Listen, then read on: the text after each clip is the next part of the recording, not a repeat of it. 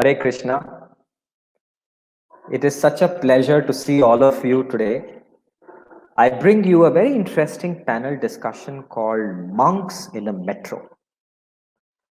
I first got to know about the ISKCON Bangalore temple when I was working in Bangalore, and it was a very interesting place to come. And I came here and I really liked it.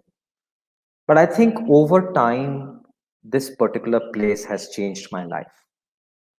And in this temple, there are some amazing people.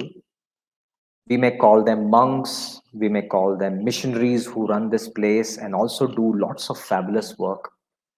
And today in this panel discussion, we have few top leaders of this organization that I would like to introduce to you and have a conversation with them. And the conversation is about how they see the world, why they chose to join this movement, and how can we all, as common people, learn and benefit from their way of life. I'll give you a different perspective as well. All of us out there, we have a certain way of life that we all study, we all go to an office, we all live our lives, we pay bills, and everything is very well structured. But I think when you look at the way these monks and they run the ISKCON Bangalore centers and their operations, I think they do so much. Every day they touch millions of lives. So in this panel, I think we will bring out the human side, their own perspectives, their own stories, and hopefully we'll have an interesting conversation with them so that we can find a way to a better life. So I'm going to introduce them one by one, and then I'll ask them a few questions, and I'll also take questions from you so that we can have a very nice, engaging panel discussion that we all can learn from. My first panelist of the day is Madhu Pandit ji. He is the head of ISKCON Bangalore and the chairman of Akshay Patra, a Padma Shri, studied in IIT Bombay and is also a distinguished alumnus of IIM Bombay. And he joined this movement 39 years ago. Welcome to this panel, Madhu Pandit ji. Thank you, Rakesh. Our next panelist is Chanchalapati ji, comes from Bangalore and joined ISKCON Bangalore 36 years ago while he was studying at Indian Institute of Science. He is currently the vice chairman of Akshay Patra Foundation. Welcome to this panel, Chanchalapati ji. Hare Krishna, Rakesh. And many of us out there would have seen this amazing series called Little Krishna.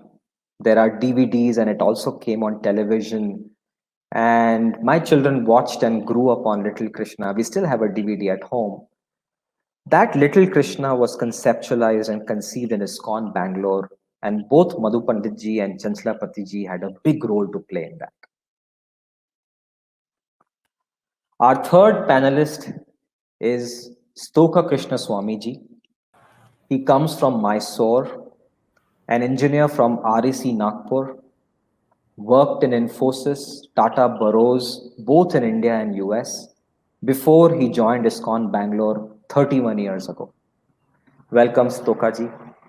Hare Krishna.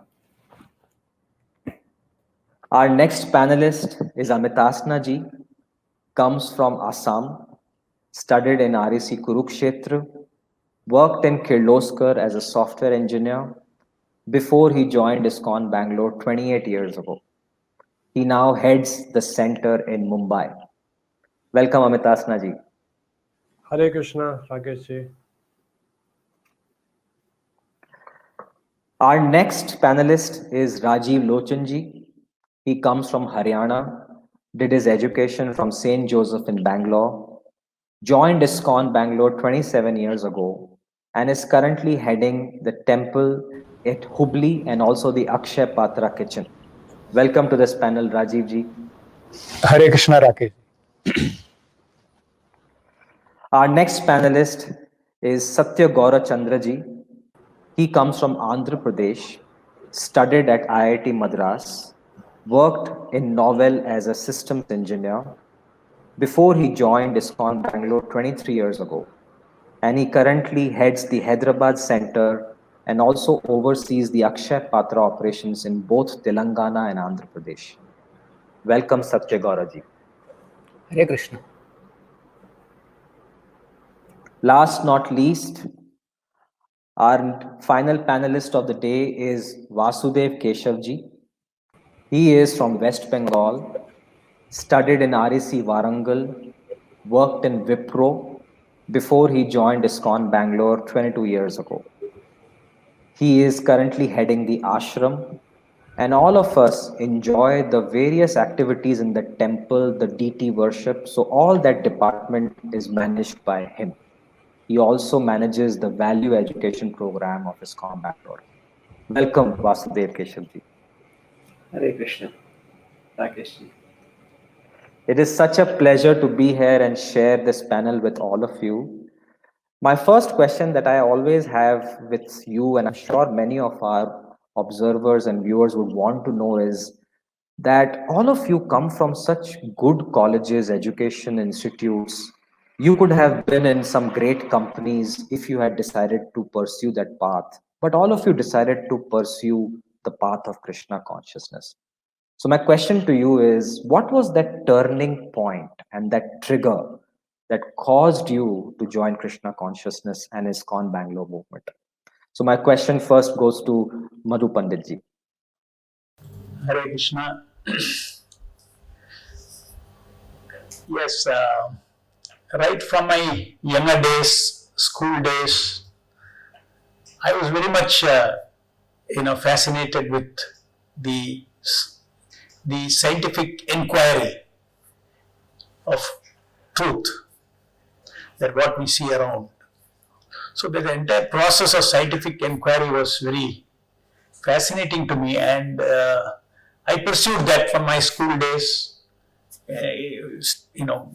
Doing some extra reading with physics, and then finally,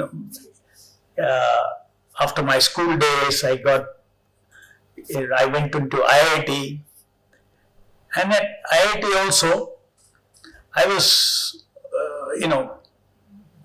chasing, what is the ultimate truth? It's not that we as young kids, we always think that the older people, they know what is truth, only I do not know. So in that impression, I was going on reading so many philosophical books. They were different. Then one day I came across, I was basically, the whole idea is I wanted answers for all the basic questions in life. And one day, after almost 1.5 to 2 years of reading different books in IIT in the philosophy section, first thing I discovered was everybody is guessing. Everybody is guessing what is the absolute truth, what is the cause of all causes. When I say absolute truth, cause of all causes, I'm still in the scientific mode. Even though I'm in philosophy, I'm chasing philosophy. What is the cause of all causes? So everybody is, not very sure about all those things. So one fine day, I felt that there's no point in living, kind of an existential frustration I got. So that weekly test in IIT, there's a weekly test. In the answer paper I wrote, tomorrow you will find my, body down the, jumping off the main building. Okay, all those things I wrote. And then I came to the library, and then I was saying, okay, I stopped my search for truth. Nobody knows what the absolute truth is. And then at that time I happened to, let me read some stories. I went, some colorful books of Prabhupada's books was also there. So I took a Krishna book and I was reading this Krishna story, and there Prabhupada had described from the scriptures. I went to read stories, but then I saw, my God, this is high stuff. Sarva karana karanam. Ishwaraha Parama Krishna Sachidananda Vigraha Anadiradir Govinda Sarva karana karanam. Because I was not well versed in Sanskrit, but when I heard the translation, My God, this is Sarva Karana Karanam. This subject is about that. I thought it was story and all. Then as I went through, then it was explaining about the concept of Bhagavan. I was shocked. I said, this is wonderful. I mean, this is a kind of, the cause I am looking for. And this happens to be Krishna. Amazing. I only knew Krishna as a Hindu god. Now I am seeing Krishna, from a scientific angle. And then that time I read Prabhupada's book.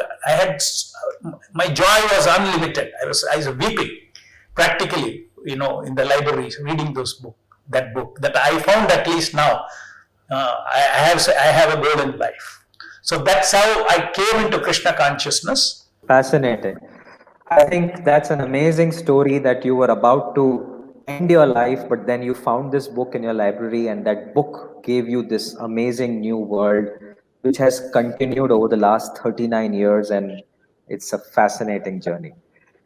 Chanchalapati ji, I'd like to hear from you. What was your trigger point? How did you end up in ISKCON Bangalore? And tell us about that journey. Okay, Rakesh. As you said, I was born in Bangalore and I was studying here. And I was a great fan of science. I wanted to do research. I never expected someday my hairstyle and the dress will become like this. I was, hoping that I'll be involved in some research and teaching and such things. And then somehow I got introduced to Srila Prabhupada's books. That was around 1981.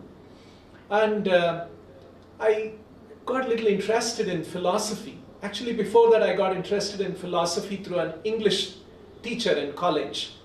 And then I got introduced to Srila Prabhupada's books, and I became very fascinated about Bhagavad Gita and the wonderful explanations. Very scientific explanation that was given by Srila Prabhupada. In fact, Prabhupada called this science of self-realization. So I was fascinated by science and looking at science and studying science, but then Prabhupada is describing spirituality also as a science. So that interested me and I kept reading. But then one thing happened. This was in the early 1980s. For the first time, the biography of Srila Prabhupada was written and it was being released in several volumes. And I read the first volume of Prabhupada's biography. And that made a serious impact. Reading Prabhupada's books impressed me about Krishna, about spiritual philosophy, the Bhagavad Gita, all of that. But then when I started reading the life of Prabhupada, somebody who lived by the teachings of Krishna, by the teachings of the Bhagavad Gita, there was, so much resonance. Usually you come across people who talk big philosophy, but then you see their lives, it's completely divorced from the philosophy they are talking. But then I found there is so much congruence between, there's a lot of integrity between Prabhupada, what he taught and what he lived. And the struggles he went through in his life just to abide by the teachings that Krishna and Bhagavad Gita teaches, and all the struggles and the sacrifices that he made. His life was a wonderful example, and that convinced me. I said that I must pursue this very seriously in life. And then at some point I joined ISKCON. Fascinating. Wow, amazing. How about you, STOKA Swamiji? What was your trigger point? You could have been in US. In those days, the IT sector was booming. I remember having a conversation with you earlier, and you were in US at that time. How did you decide to leave that and then join ISKCON Bangalore? What was your trigger? I was working in US, and before going to US, I was interested in spirituality in India. I was a visitor to some of the institutions which teach something about spirituality, but I could clearly see that nobody was able to clearly explain what is soul or what is spirituality all about. And seeing how Prabhupada has actually set up this institution and actually influenced so many dedicated devotees to actually dedicate their life, so many devotees to dedicate their life, so many common people, great persons actually who could have pursued a good career. They have left everything and come and pursuing the spirituality. So then I was also inspired to actually join as a monk. Very good. Excellent. From Boston to Bangalore, what an amazing transformation and what a journey. Amitasana ji, I remember meeting you first, and I think it was through you I got connected to everybody else. I don't think I would have been here if you were not here. And I still fondly remember those conversations you and I used to have regarding the book that I wrote on plunge and how you did whatever you could to help me in this journey and spend so much time with me to understand these things that changed my life. What is your journey? What was your trigger point to join ISKCON Bangalore? Yeah, I remember when I was in the college in the second year, one day me and my friends, when we were walking back to our hostel, we saw a very interesting, colorful poster the topic was can machine think. In those days, I was doing computer science. I was in the second year, and we were studying artificial intelligence. So my friends were least interested in attending a seminar on some technical subject. But what really caught our attention was the speakers. Both of them were quite erudite from top institutions of the country. One of them was from IIT Mumbai. The other one, again from IIT, and had done his MS from the US. So we all became curious. We wanted to hear them out. Most of us were that time preparing for CAT, GRE, and all that. So we went to that auditorium. All of us were seated, eagerly waiting for the speakers to come and address all the students. I was very anxious in the sense, where are these speakers? Who are these people? Expectation is typically a man, suit and boot, well-dressed, working in some MNC, parts from all these prestigious institutions. And then comes our principal. Dear friends, it's a privilege to have these two eminent gentlemen with us today who are going to speak to us on this subject, can machine think? Please help me welcome. These two names were called out. And then comes on the stage, it was an anticlimax for me, two Swamijis. First thing I remember, after having seen them walking up the stage, probably they might have dropped out or they might have not completed their course. And then for next 25 minutes, they spoke so well, so enthusiastically, with good command on the subject, what they were speaking. And everyone in the audience was completely impressed. Pin drop silence. Never attended a seminar or a program on a technical subject where everyone is listening rapidly. And after the seminar got over, everyone crowded and surrounded them, wanted to speak to them. But somehow I don't remember. I was busy with something and I had to leave that place. But that day was a turning point which triggered a question in my mind, which kept bugging me for quite some time. And the question was, what is it that they know? What knowledge do they have, because of which they have voluntarily taken this path? Mind you, they were from prestigious institutes.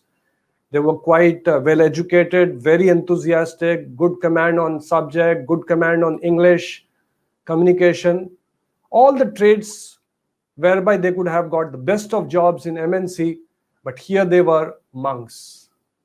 So that triggered a question in me, which got answered when I met the devotees and also read Srila Prabhupada's books. So that's how my journey began. And I was also quite blessed that eventually I got a job in Bangalore, came in touch with ISKCON Bangalore, and it's been a memorable experience ever since then. Amazing. Brilliant.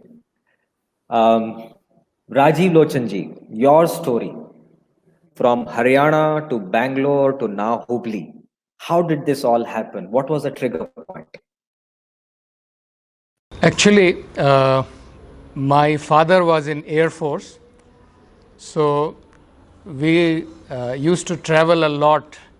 We were not at one place for around 4 to 5 years. We would be at one place, and then my father was transferred to another place. But all during this time, during our vacations for 2 months, we used to go back to Haryana, Sonipat, and to our village, where I was very much attached to my grandmother. And unfortunately, when I was studying in my 12th class, right in front of my eyes, she got a heart attack and she passed away. So that was a point wherein I started thinking about what this life is all about. We are so attached to people. Is this the life that one fine day our near one, dear ones, they all go away?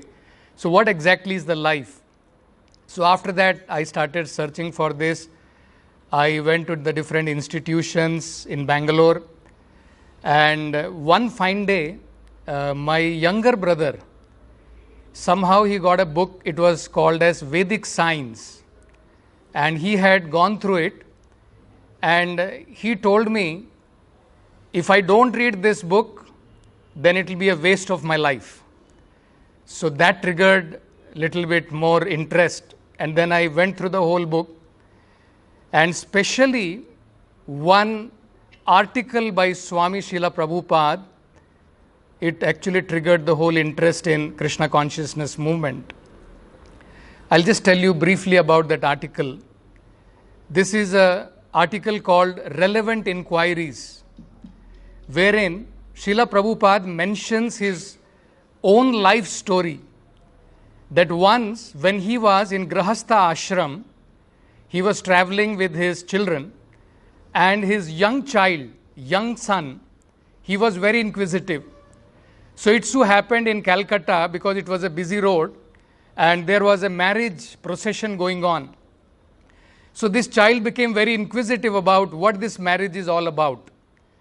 So he started asking his father, "Father, what is this procession? Why this person is sitting on the back of the horse? Why these people are dancing? What are they celebrating?" So the father kept on answering. And finally, at the end, this child asked one more very important question to the father. So he asked Swami Prabhupada, "Father, tell me one more thing. Are you also married?" So when he asked this question, everybody who was around, they all started laughing. And this child was completely bewildered that what is so funny about my question which I have asked? Why these people are laughing? So Prabhupada makes a very important point. He says every living entity knows to inquire, starting from birds to beast. But the question is whether those inquiries are relevant. That is very, very important. So the most relevant inquiries are inquired by people who are intelligent. What is this life? Where do we come from? Where do we go after leaving this world? All these are very, very relevant inquiries. So after reading that book, I searched the address in that book in Bangalore, and somehow the address was Bellary Road. When I went there, I found that there was no more any temple there. And somehow people did not know where they have shifted. When I was studying in my St. Joseph's College, then through one of the students, I came to understand about that they have moved to Rajaji Nagar. And that is when I started going to the temple. and my journey to Krishna consciousness began from that point. Fascinating. What a journey. Unbelievable. Um, Satya Gaura Dasji, what is your story from Andhra Pradesh, IIT, novel, and then to ISKCON Bangalore? Please tell us your trigger points and your changing moments that brought you here. So then I started attending some classes, all the while when I was working in the company. So one day I thought that I asked this question to one of the devotees. Is Bhagavad Gita relevant today? Because it is, 5,000 years ago it was spoken by Krishna, and we are in the modern times. Is it relevant? So the devotee explained to me that it is still relevant. So then I thought, okay, let me experiment on at least one of the shlokas. So I took the shloka, karmanyeva adhikaraste ma phaleshu kadachana, and then I tried implementing with the guidance of the devotees. I saw that there is a striking difference in my internal thinking. There is a difference in my the life's quality.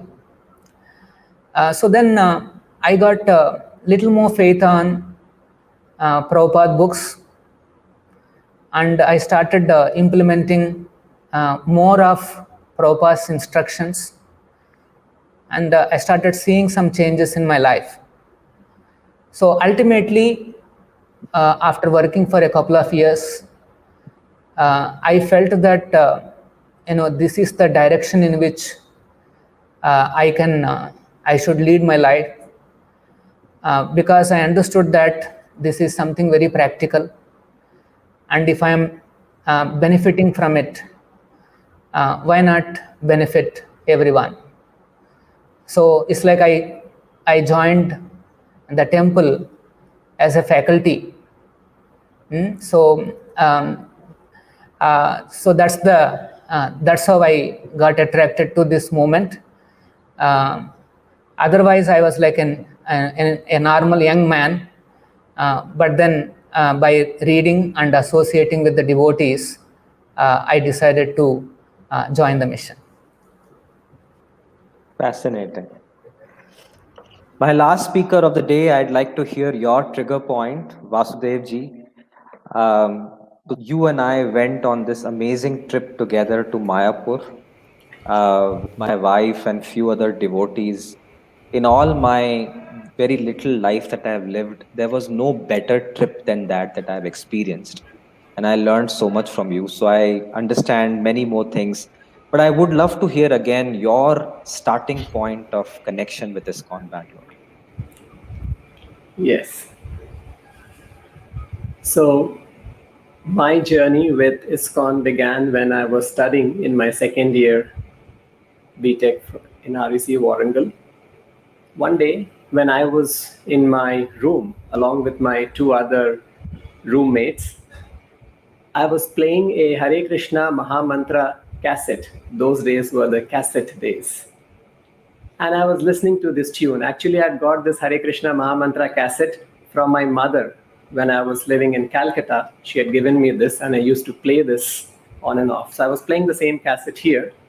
And it so happened that one of my seniors came into my room, and he asked me, do you know the origin of this Hare Krishna Mahamantra, from where it has come? Would you like to know more about this Hare Krishna mantra? And I said, definitely. I love this mantra, and I just chant this every day. So he said, so he took me first time to the ISKCON temple. Although there is an ISKCON temple in Calcutta, but I never came in touch with that temple in Calcutta. I came in touch with that temple in Warangal when my senior took me to that temple for the first time. So this was my first visit to the ISKCON temple, and everything was very new to me. They had very beautiful Jagannath, Baldev, Subhadra deities. And it was in the evening that I went, and there was a beautiful arati that was happening. and I attended the whole Arati. And after the Arati, there was a talk on the Bhagavad Gita, which also interested me. For the first time, I heard Bhagavad Gita, and the philosophy that the temple president explained was so wonderful. I had certain questions in mind, and all those questions, some of those questions got answered at the first time. And then every now and then I started visiting the temple. And slowly it so happened that every weekend, Saturdays and Sundays, I would spend at the temple, whole day, morning till evening.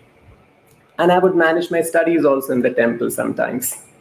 So this way things were going on, and I started associating more closely. And then it so happened that later I realized that why not go during the weekdays also.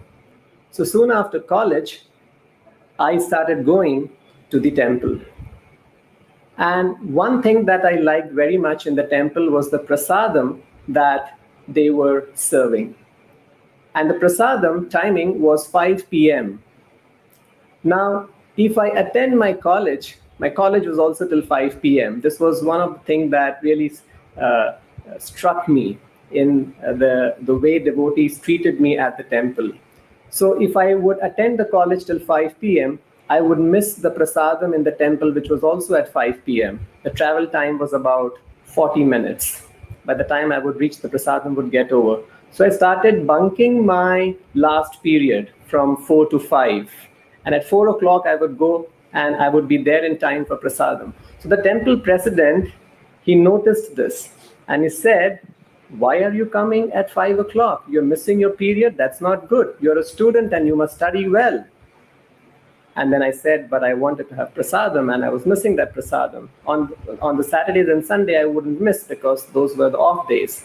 So my temple president told me, you must attend all your classes, you must study well, you must be a good student, and we will keep a plate of prasadam for you separately, and you can come back after your studies and you can have prasadam. The plate will be reserved for you. So I felt so nice that he was encouraging me to study well. So this was one of the turning points. And then, so my second year, my third year, and final year passed like this. I would go to the temple regularly, attend the programs, attend the philosophy discussions that would happen. I had many questions, and those devotees would clear all my doubts.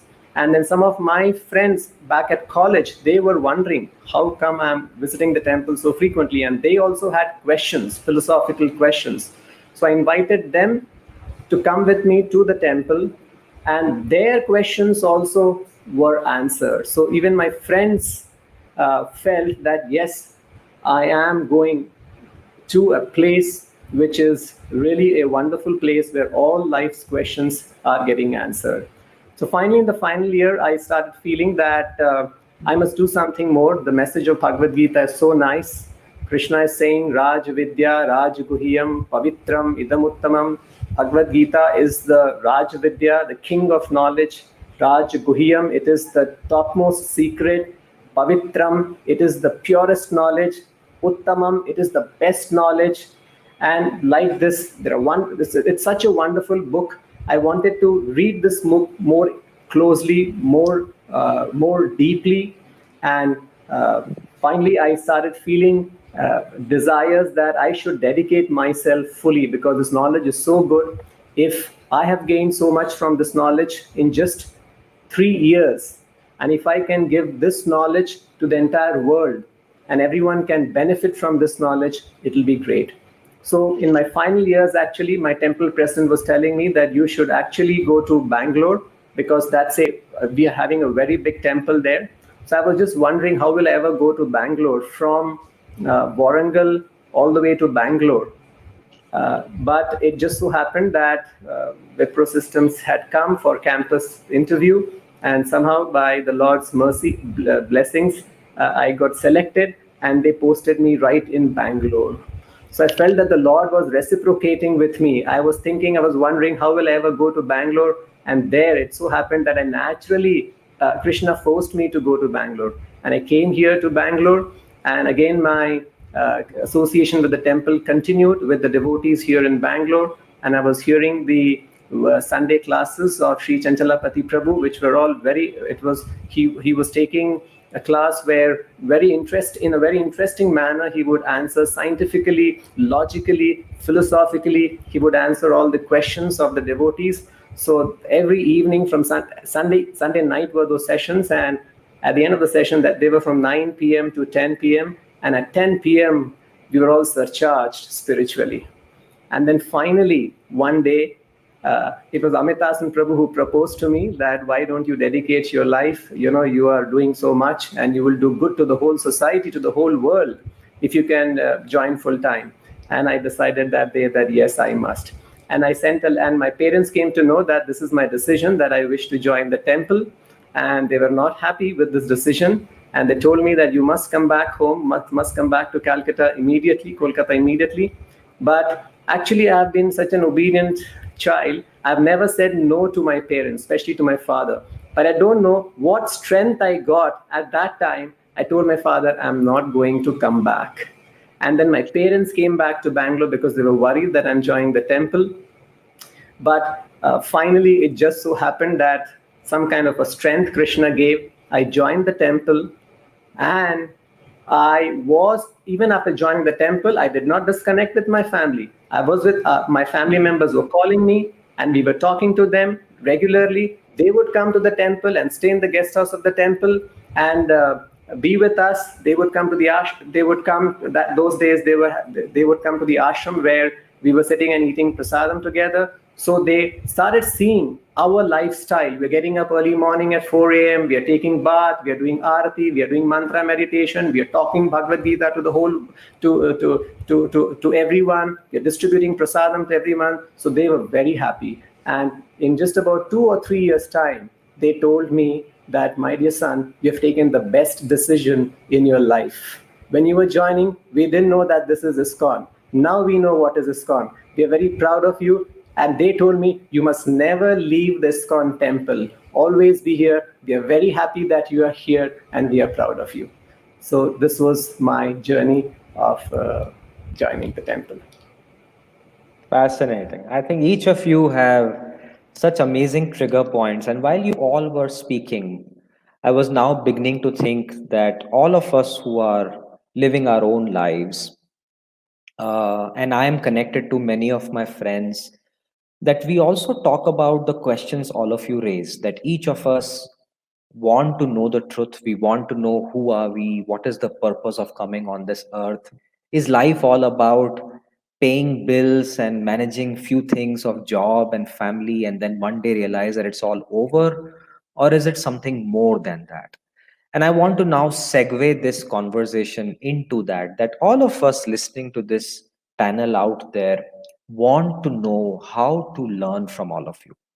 And all of you out there who are listening to this panel, here is my little insight of what I know about these monks. That just like how all of us wake up in the morning and do our work and we nourish our minds and our bodies, we also forget that there is our soul that needs nourishment, and that's the spiritual nourishment. And that's, I think, something that I learned from them, that I must do something to keep my spiritual enlightenment also open. And the monks here in this panel are not only monks, they wear different hats. They become managers, they are leaders, they have operations which impact millions of people. And just to give you a flavor, the temple operations in the cities that they all work in have employees, they have to take care of all of them. There is a set pattern that happens. There are Akshay Patra kitchens that serve about 18 lakh children a day, and they do it in seamless fashion. And they do it all in a single day. So they wake up in the morning, they spend a lot of time in their spiritual nourishment, then come to office and do work as leaders and managers. So I think they have learned a lot and they experienced a lot. So my question to all of you is that if I were to summarize your 20 to 40 years of experience in this organization of ISKCON Bangalore, and if you were to give 2 or 3 messages to all of the listeners out there so that their lives become better, what would be those 2 or 3 messages based on this amazing, rich experience of your life? And the first question can go to Madhu Panditji, and then we can bring others to this conversation. You have been there for 39 to 40 years. Can you summarize all that in 3 points that can help all of us learn from it so that we also become spiritually awakened and live a better life? Thank you, Rakesh. If I had to, if I have a message for benefiting the people who are not in the temple like ourselves, and who are 24 hours engaged in bhakti, spiritual life, I would like to give this message. I'll elaborate more. You mentioned about, feeding the soul, spirituality. We are doing a lot of things for our body, our mind, for our social ego, and everything. We are taking up, whole day. We are spending time. But behind that, the experiencer is a soul. So, what is it that you can, feed the soul? How can you nourish the soul? That is very important. Take a horse and a cart. The horse that pulls the cart is very important. The same way, this body, with our senses, mind, we are born in an environment, particular environment, we grew up in an environment, particular different situations, then we take up a job, then family, all this is standard model of everyone is going through. It's not that Krishna consciousness does not have something to give to people who are in this standard way of life.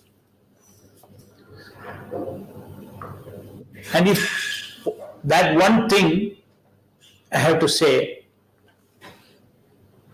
to feed the soul is, this mantra is very powerful. Hare Krishna, Krishna Krishna, Hare Hare, Hare Rama, Rama Rama, Hare Hare. This mantra is given in particular. There is an Upanishad called Kalishantarna Upanishad, where we talk about, where there is talking about the specific path during this particular Kali Yuga. So that's, there it says, iti shodashaka namnam kali kalmashanashanam natro paratro upaya sarva vedesha drishyate. This 16 words, this mantra, it has all the powers to penetrate the different layers of covering of the soul. Today, the covering of the soul is in the body. The covering of the soul is called ignorance. It breaks all ignorance and enlightens the soul. It gives Atma Jnana. The Nama, this sound, mantra meditation, when you hear this every day, it starts feeding your soul, which is a driving spirit of this body. And it feeds, what does it feed? It gives you Atma, Ahara, different kinds of, and gives you Atma Jnana. Atma Jnana, spiritual knowledge, also comes from the Shabda.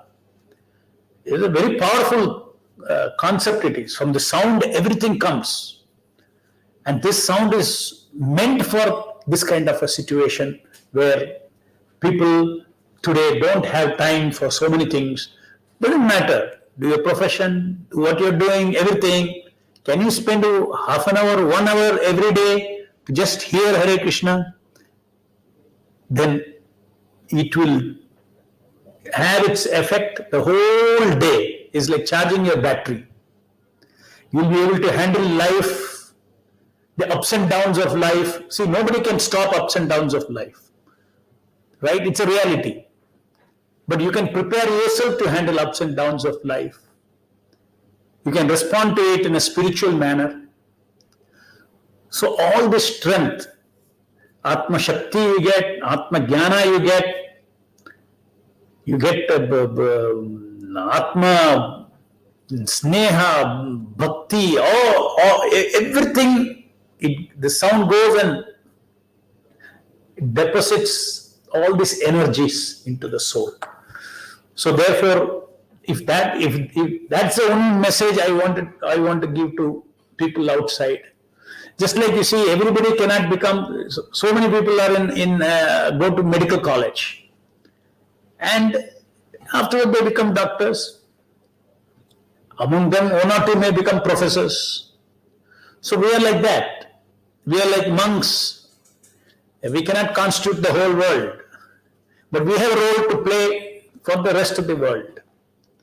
Like the professors have their role, they will teach. They may not directly go and become a doctor. Similarly, we may not be in the outside world, but our job is to, give the service to the people. But we focus on this, and we'll tell you from the scriptures what is the scientific process of, making our life more fulfilling, more enlightening, instead of living ignorantly. So this is what I wanted to tell Rakesh. So the question then comes, Madhu Panditji, is that when you look at all of us trying to live our lives, there is this lack of time that, okay, I have very finite time, I have meetings to go, this to do. But when I see that there is this need to nourish your spiritual needs, your soul, it also takes a lot of time. So how do you all balance all of that? You do operations of your temple, you have teams to work with, and my question can be answered by any one of you. Maybe I can pick up Rajiv ji for this question. That how do you then manage the operations of a kitchen, the uncertainties that come with the running of an operation? Some truck has broken down, this supply has not come, that challenge, but also find time to sit down and chant Hare Krishna and do it in such a seamless fashion. How do you manage those uncertainties? Because a very big problem of the world out for many of us is the stress, is the uncertainty and the realities of life that we are just not able to come out of. But how have you been able to crack that code and do all of these things in one day? Prabhupada, the founder of ISKCON, he gives a very interesting perspective about how one can manage the different tracks of his life and still one can be completely Krishna conscious. While commenting on one of the verses in Bhagavad Gita where Arjuna is declining to fight, he does not want to do his duty. He wants to get rid of his duty. He wants to go to the forest. And he is thinking it is better for me to beg and leave. That is far easier for me. So Krishna is advising him two very important things. Krishna says, Mam anusmara yudhyacha. You remember me and at the same time you do your duty of fighting also. So actually this is the key wherein we have to remember, we have to balance the spiritual life, Mam anusmara, and our different duties which can also be carried out in Krishna consciousness. So there Prabhupada says, Krishna never suggests anything impractical. Krishna is giving very practical understanding. Prabhupada gives a very wonderful example there. He says in India especially, the ladies, they know the art in the villages when they are carrying water from the well to their houses. Around 4 to 5 ladies will be walking with each other and they will be carrying a pot, not one sometime, it will be some stacks of 3 to 4 pots on their head. And seamlessly they carry it out, and at the same time they are also involved in conversation with each other. So if this is possible for them, definitely it is very much possible in our life, wherein the different tracks of our life centered around Krishna we can manage. Very good. We have a listener out there who wants to come online and ask a question to all of you. And he happens to be Rakesh also, has studied in IIT Madras and currently works in the R&D department of a top company. So we will invite you, Rakesh, welcome to our panel. And if you can quickly ask your question, then I will facilitate the answer. Sure. Thanks, Rakesh. Hare Krishna to all the panel members.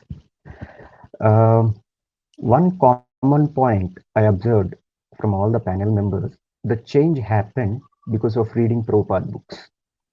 So my question here is to Chanchalprati Prabhu, what do you experienced while reading the Prabhupada books that made such a big decision or change in your life? What's the experience like? Just want to hear.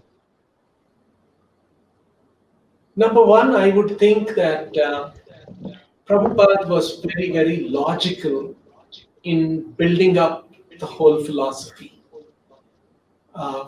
From somebody who does not know much about spirituality, and then how gradually the different concepts, today what has happened, by and large, people have a scientific temper. They want to question, they want to understand the basis, the framework, how things are analyzed. So there's a very scientific temperament infused in all of us because of our education and upbringing.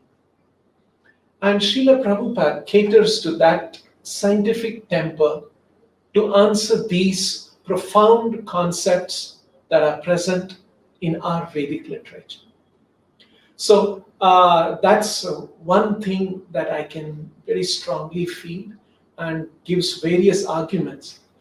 And it's very interesting how Prabhupada's life, after Prabhupada started ISKCON when he was about 70 plus years of age. So he was quite a senior person in age. And this happened in New York in 1966. And Prabhupada lived for the next 10 years. It was only 10, 11 years that he lived after starting ISKCON, 1966 to 1977.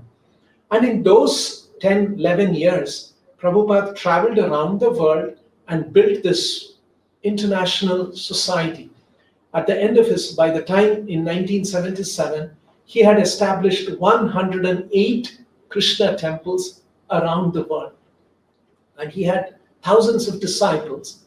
Good number of them were non-Indians. There were only a small handful of Indian disciples at that time. And what Srila Prabhupada did was, he was not only giving lectures where he would cover all these philosophical concepts. Prabhupada had another practice. He would take morning walks. And during morning walks, his disciples would get different opportunities to ask him questions. And they would take on the position of an atheist, they would take on the position of a Western philosopher, and different kinds of roles, and they would ask. And Prabhupada, with his very wonderful logic and deep understanding of Bhagavad Gita, the Upanishads, the Bhagavatam, the Vedanta, he would answer them. And so this way, there is a lot of this entire corpus of knowledge that Prabhupada wanted to share is available. It was all recorded. Fortunately, those conversations were recorded. His lectures were recorded. And he wrote books. He wrote letters. So in different ways, Prabhupada conveyed. And there is not only the logical, reasonable presentation, there is also very touching. It touches your heart. And Prabhupada not just spoke philosophy, he also gave a process by which a transformation of heart happens. Like we just now heard about the chanting of the Hare Krishna mantra, which can touch the soul and transform the soul. So There is the philosophy, there is an experience, there is a lifestyle. Another important thing, just like now we have been talking about, all the monks you heard about, how Prabhupada's books changed our lives. We are only a small number of devotees in the temple. There are thousands and thousands. Rakesh, like we have our moderator here, he is an adjunct faculty of IIM Bangalore, and he's an author of books, and he runs a very wonderful organization. He himself also practices some of these principles. So we have thousands of people who are in their own life situation, in the midst of family, doing a job, and reading Prabhupada's books and practicing these things. So it's the logic, it's the transformative process, and it's the spiritual experience that this process brings about. All of these things makes it a very, very enriching spiritual experience for all the followers of Prabhupada and ISKCON. And that's what keeps us going.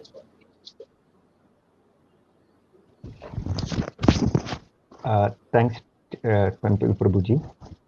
I think I'm back to Rakesh. Thank you, Rakesh. That was a great question. There is another question from one of our audiences. It has come on chat, and it has come from Kshitij. And Kshitij says that what are the common areas between spiritual and non-spiritual organizations, and how are they related or disconnected? What can we learn from them? And this is a question I would like Amitasana ji to take up.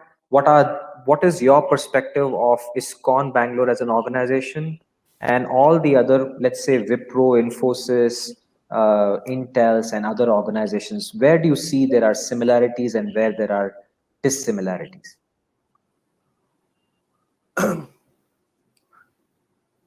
Generally, people have an understanding that spirituality is about renouncing the world, renouncing the activities, renouncing the desires, renouncing your aspirations, renouncing your goals. Unlike that, spirituality involves pursuing the right goals, right desires. So that way I see, just like in the corporate world, there's a planning. They all are moving towards some goals. They all have some aspirations. Likewise, even in spirituality, life is full of enthusiasm, full of, I would use the word Josh, but towards the right goals. So it's not a laid-back life. Our day starts as early as 3:30, 4 in the morning, and whole day we are involved with so many activities.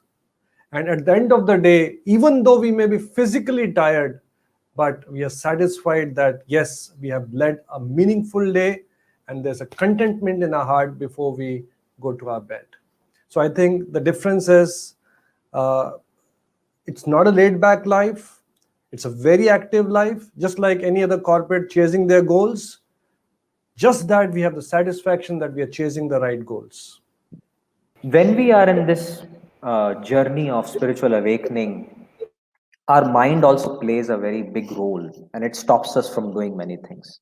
Like, for example, I know that if I sit down and listen to chanting or do chanting myself, it's good for me. It will be better for me.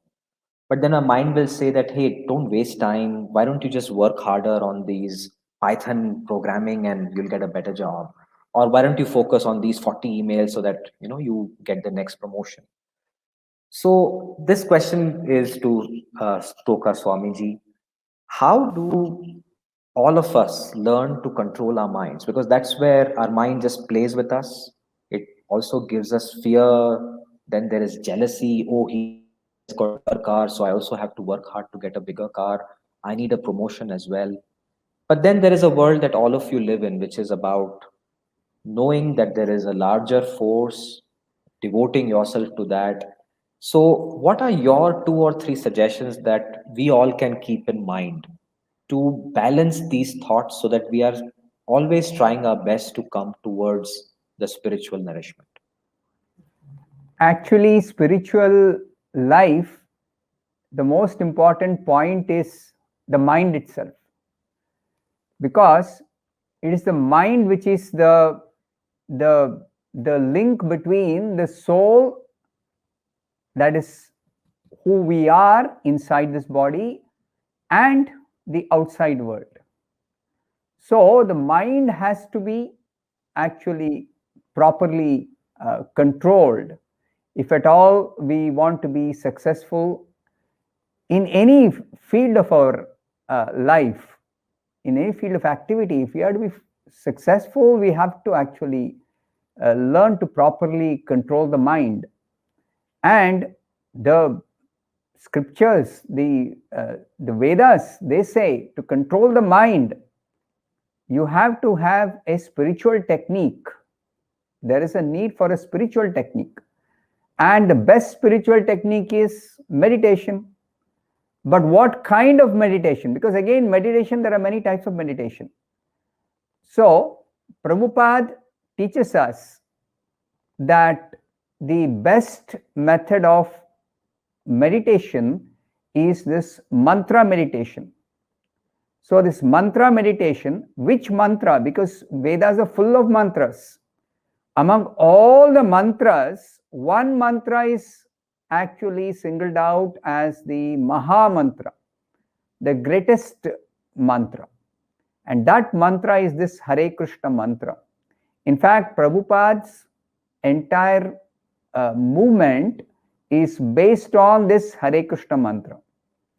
Prabhupada started this Hare Krishna movement in America by chanting this, singing this mantra in a public park. So, just by hearing this mantra, sung by Prabhupada, of course, in the beginning, so many got attracted. And when they heard and they started also singing this mantra, chanting this mantra, then they could experience personally how their mind is becoming calm, how their mind is becoming more focused, how their mind is becoming actually very controlled. Otherwise, the mind is always running here and there, here and there, here and there. So much of distraction, especially the modern age, everyone experiences a lot of distractions when they try to sit and do some particular activity. So Prabhupada teaches us that, from the scriptures of course, that first is you try to channelize your mind by chanting and hearing this Hare Krishna. And then with that practice for a little time, even if somebody spends, let us say, just 10 minutes every day chanting and hearing this Hare Krishna mantra, and then afterwards you can nicely channelize your mind for any specific activity that you take up to do rest of the day. Whatever activity you may do, you may nicely able to channelize your mind, focus your mind, and do everything very nicely.